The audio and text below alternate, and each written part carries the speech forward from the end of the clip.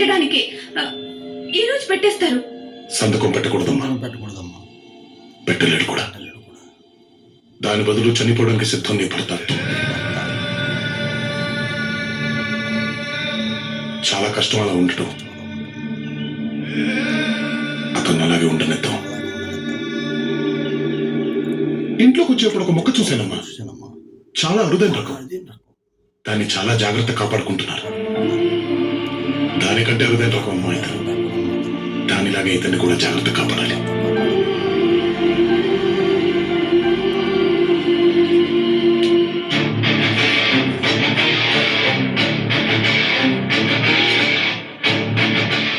ఇది మా Janata garage number అమ్మా. ఏ కష్టం వచ్చినా ఫోన్ చేయండి. ఊరికి దూరంగా ఉంటున్నామని ఆలోచిస్తున్నారేమో. అందరూ బళ్ళు బాగా తోడుతాం. రింగ్ రోడ్ ఎక్కితే 10 నిమిషాలు కొడతాం. ఇక్కడికి బయలుదేరదామా?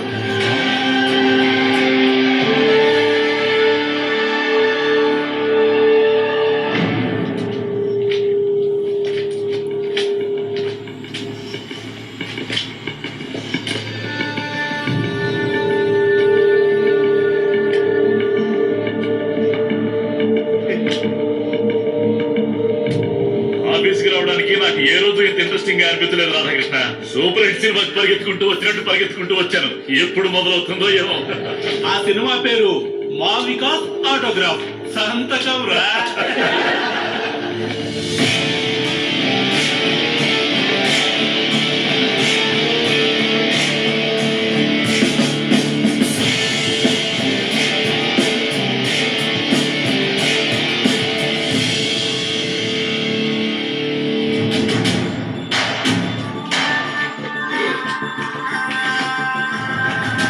ముఖేష్ రాణా హాస్పిటల్ కి సంబంధించిన ఫైల్, డాక్యుమెంట్స్ మీద మొత్తం 23 సంతకాలు.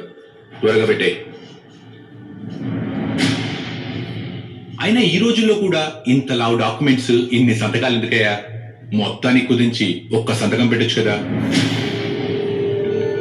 ప్రాజెక్ట్ మొత్తం రూల్స్ కి అగేన్స్ట్ గా ఉంది. సంతకం పెట్టడం కుదరదు. వేరా మందేసి వచ్చావా?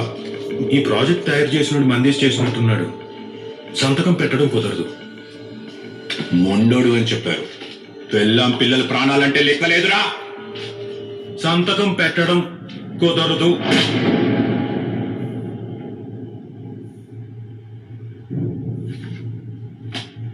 ఏంట్రా నీ ధైర్యం? ఏవైనా తేడా వస్తే ఆఫీస్లోనే వేసేద్దామని కింద నా మనుషులు వెయిటింగ్.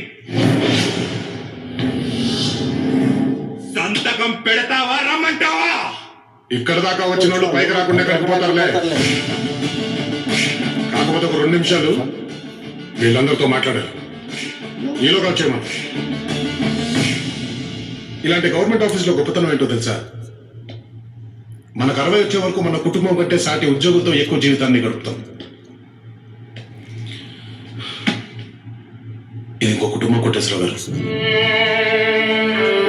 అన్నేళ్ల పాటు కలిసి ఉండాల్సిన కుటుంబంలో ఒకరికి కష్టం వస్తే మనం ప్రాణం అట్టేసి నిలబడతాం. కానీ అదే కుటుంబం అడ్డుగా అడ్డంగా నిలబడితే తప్పు రాధాకృష్ణ గారు. సచిన్ ఫ్యానా? అవును. నాకు బాగా గుర్తు, టీం వీక్ గా ఉన్నప్పుడు సచిన్ ఒక్కడు చాలు టీంని గెలిపించడానికి అనుకునేవాళ్ళు. మీ ఆఫీస్ కూడా అలాంటి టీం అయినా బయట చెప్పుకుంటూ ఉంటారు. ఒక్కడు కూడా కరెక్ట్ గా ఉండడు, ఒక్కడు కూడా సక్రమంగా పనిచేయడు అని. బట్ డోంట్ వరీ, మీకు కూడా ఒక సచిన్ ఉన్నాడు. అతను కొంచెం సపోర్ట్ ఇచ్చి అతని పని అతన్ని సక్రమంగా చేసుకునివ్వండి. ఇండియా లాగా మిమ్మల్ని గెలిపిస్తూనే ఉంటాడు.